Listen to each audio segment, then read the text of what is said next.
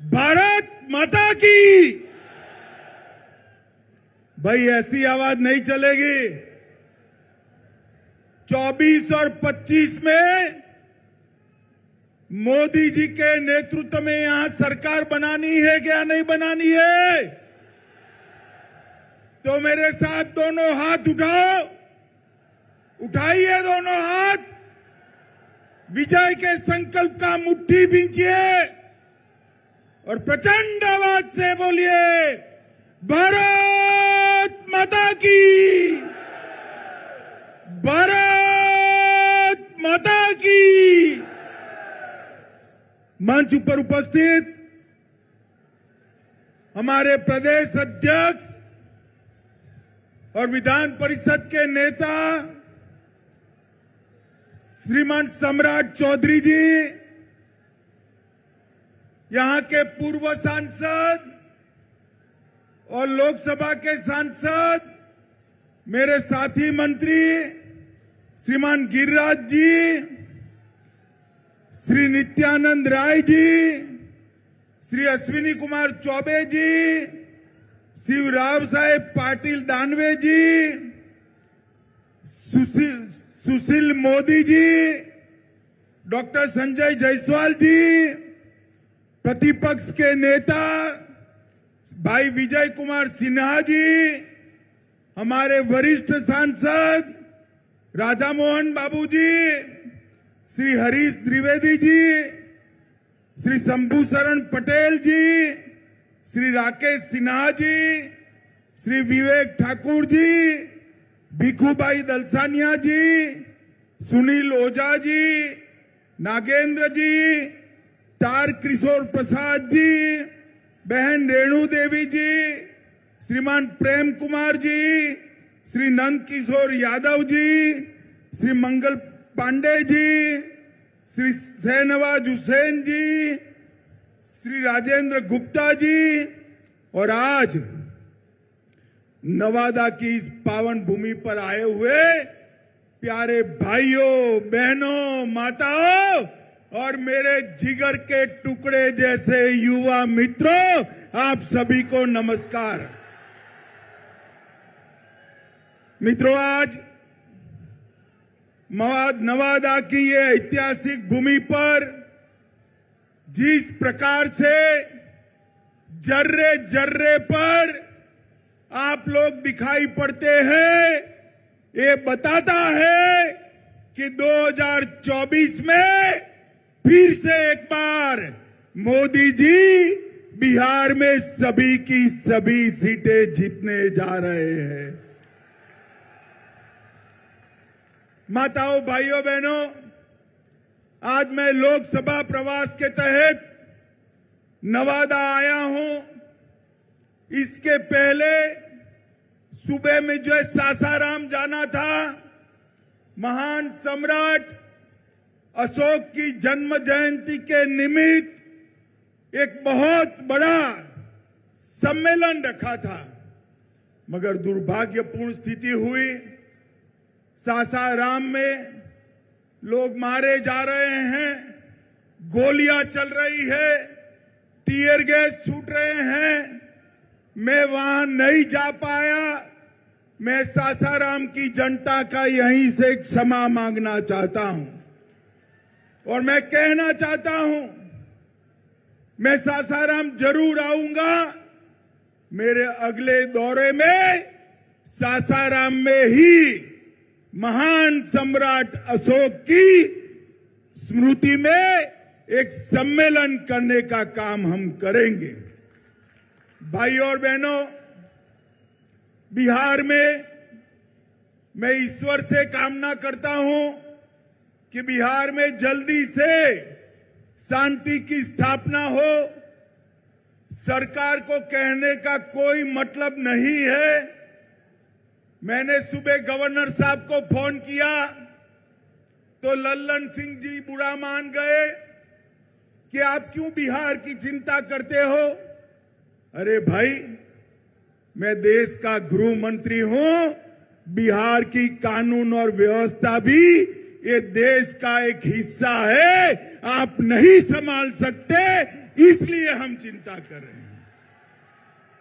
और मित्रों, जिस प्रकार की व्यवस्था यहां पर शासन में बनी है, मुझे बताइए, जिस सरकार में जंगल राज के प्रणेता लालू प्रसाद यादव की पार्टी उपस्थित हो, वो सरकार बिहार में शांति ला सकती है क्या? बताइए, ला सकती है? ला सकती है? नीतीश बाबू, सत्ता की भूख ने आपको लालू प्रसाद यादव जी की गोदी में बैठने के लिए मजबूर कर दिया। हमारी कोई मजबूरी नहीं है। बिहार की जनता के बीच में जाएंगे, जन जन को जागरूक करेंगे और ये महागठबंधन की सरकार को उखाड़ कर फेंक देंगे। मित्रों, मैंने ऐसी स्वार्थी सरकार नहीं जब देखी है। एक व्यक्ति को, बैठ जाओ भैया, बैठ जाओ। एक व्यक्ति को प्रधानमंत्री बनना है और लालू जी के बेटे को मुख्यमंत्री बनना है। इसमें बिहार की जनता को पीस रहे हैं। मैं आज लालू जी को भी कहने आया हूं, लालू जी, नीतीश बाबू को आप जानते हो, प्रधानमंत्री वो बनने से रहे, वहां जगह खाली नहीं है। देश की जनता ने तय किया है, तीसरी बार भी नरेंद्र मोदी जी प्रधानमंत्री बनने वाले हैं।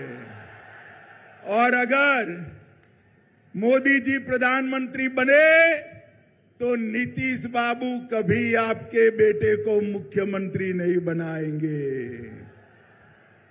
आप भी गलतफहमी में हो, नीतीश जी भी गलतफहमी में है, मगर बिहार की जनता गलतफहमी में नहीं है।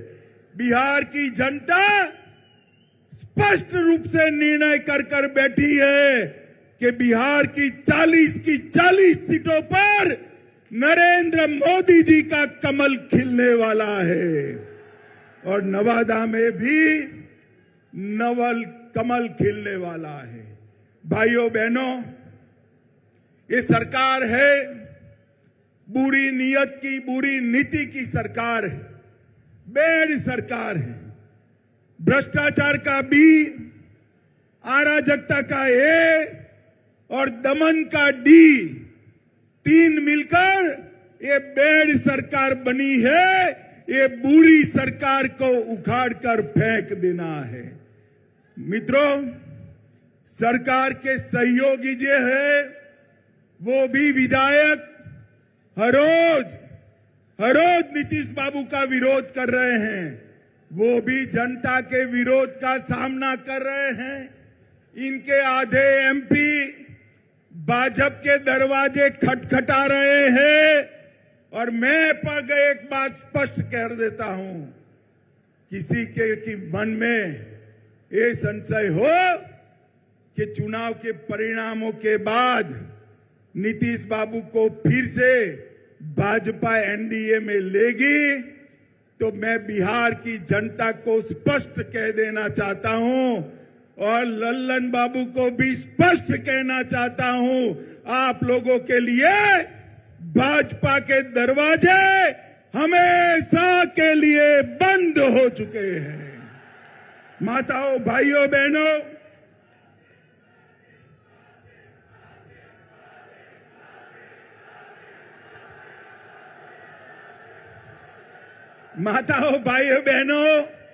आपके नारे बता रहे हैं, जनता भी चाहती है कि अब नीतीश बाबू को वापिस न लिया जाए। यही चाहते हैं ना आप? यही चाहते हैं ना? ऐसा ही होगा, आप चिंता मत करिए। ये जातिवाद का जहर घोलने वाले नीतीश बाबू और जंगल राज के प्रणेता लालू प्रसाद अब ये दोनों के साथ भारतीय जनता पार्टी कभी राजनीतिक सफर नहीं तय कर सकती, मैं बिहार की जनता को कहकर जाना चाहता हूं। मित्रों, ये वादा खिलाफी करने वाली सरकार है और साहब सत्ता की लालच देखिए। लालू जी के बेटे ने नीतीश जी को सांप कहा, मैं फिर से बोलता हूं, सांप कहा, पलटू चाचा कहा, धोखेबाज कहा, लालची कहा, अहंकारी कहा, अरे गिरगिट तक कह डाला। मगर नीतीश बाबू प्रधानमंत्री बनने के मोह में आज उनके साथ चले गए हैं। इनके भ्रष्टाचार के कारण नवादा में खाद नहीं मिलता है, बीज की कालाबाजारी होती है। नवादा वालों चिंता मत करो, 24 के बाद, लोकसभा चुनाव के बाद ये सरकार अपने ही वजन से घिरने वाली है और भारतीय जनता पार्टी के कमल की सरकार बनने वाली है। आप जो मोदी मोदी के नारे लगा रहे हो ना, वो मोदी जी ही कालाबाजारी और भ्रष्टाचार से आपको मुक्ति दिलाएंगे। मोदी जी ही बिहार में कानून और व्यवस्था ठीक करेंगे। मित्रों, बिहार के अंदर डेयरी की भी अनेक संभावनाएं पड़ी है। मोदी जी सहकारिता क्षेत्र में 2 लाख ग्रामीण डेयरिया बनाना चाहते हैं। भाजपा की सरकार बनने के बाद बिहार की हर पंचायत में कोऑपरेटिव डेयरी बनाने का काम भारतीय जनता पार्टी की सरकार करेगी। मित्रों, मोदी जी ने ये नवादा के विकास के लिए ढेर सारे काम करे हैं। किऊल नवादा गया रेल लाइन 1292 करोड़ में इसका दोहरीकरण और इलेक्ट्रिफिकेशन किया। वारिसलिंगगंज विधानसभा में नया रेलवे ओवरब्रिज बनाया। बख्तियारपुर से रजौली 4 लेन रोड निर्माण कार्य चल रहा है।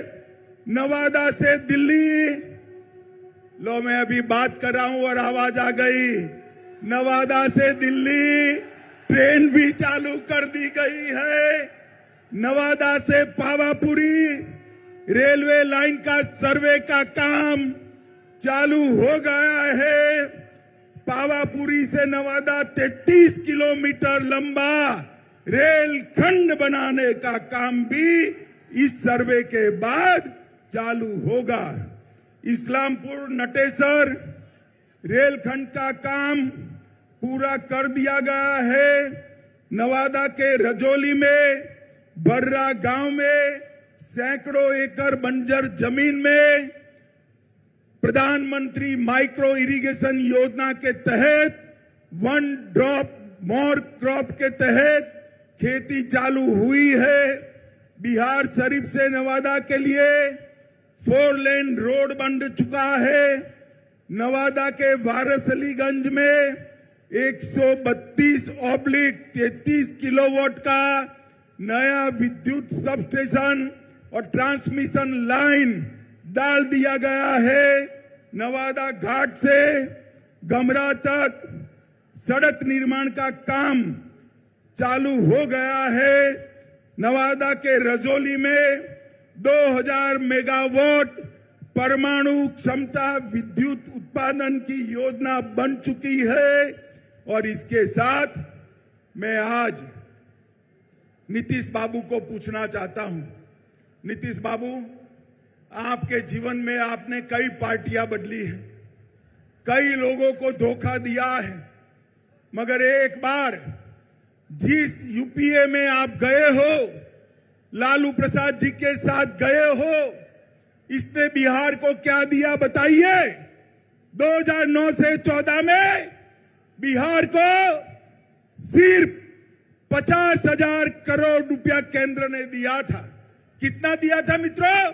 50,000 करोड़ और 14 से 19 में मोदी जी ने 50,000 से बढ़ाकर 1,09,000 करोड़ बिहार को देने का काम किया है।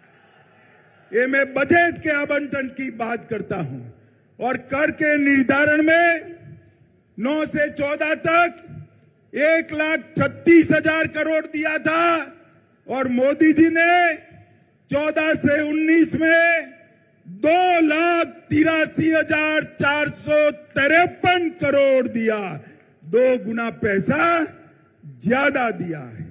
मित्रों, प्रधानमंत्री गरीब कल्याण योजना के तहत बिहार में 8 करोड़ 70 लाख लाभुकों को 2 साल से मुफ्त अनाज दिया जा रहा है। हर महीने 4.25 लाख मैट्रिक टन अनाज बिहार के गरीबों को मोदी जी मुफ्त में दे रहे हैं, मुफ्त में दे रहे हैं।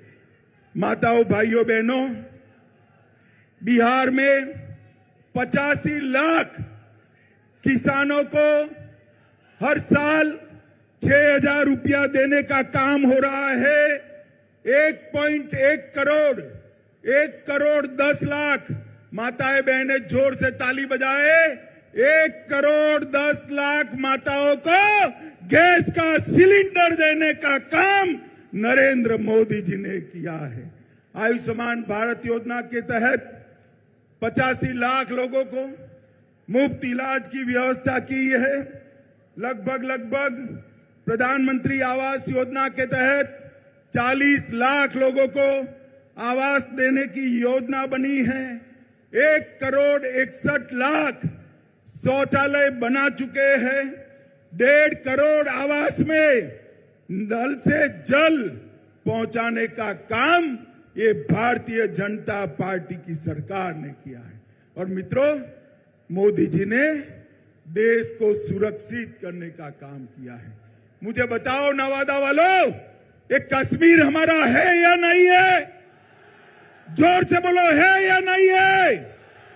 धारा 370 हटनी चाहिए थी या नहीं हटनी चाहिए थी? मैं राज्यसभा में बिल लेकर गया। ये लालू प्रसाद यादव और नीतीश कुमार जदयू हमारे साथ थे। जदयू वाले फिर भी विरोध किया और कहने लगे मत हटाइए, मत हटाइए। ये तुष्टीकरण की राजनीति के कारण आतंकवाद चलता था।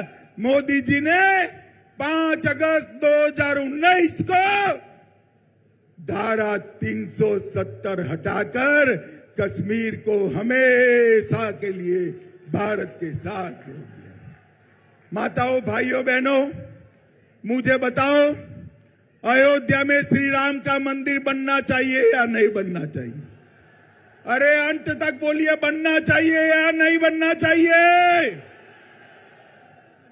ये कांग्रेस, जदयू, आरजेडी, ममता, डीएमके सब इसका विरोध करते थे।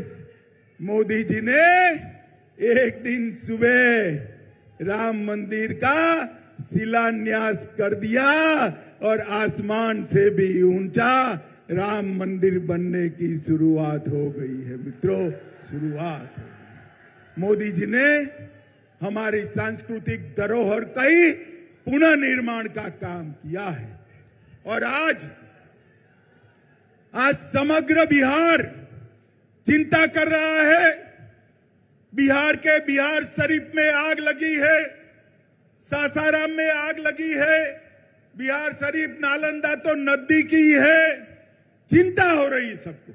मैं आपको कहता हूं, 24 में मोदी जी को पूर्ण बहुमत दीजिए, 40 में 40 सीटें, और 25 में भाजपा की सरकार बनाइए।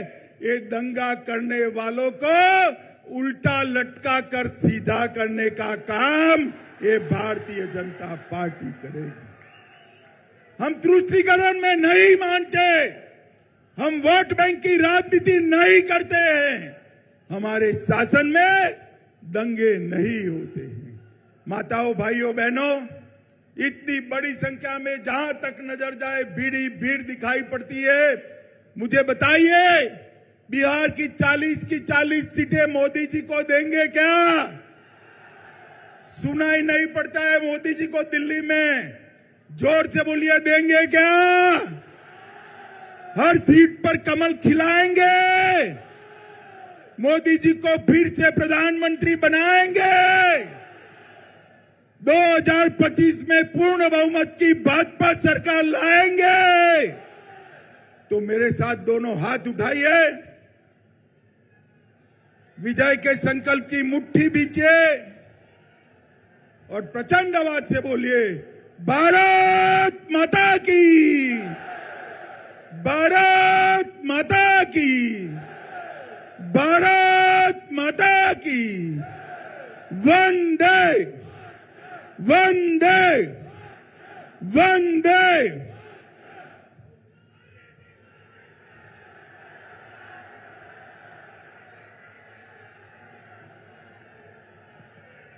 अमित शाह जिंदाबाद,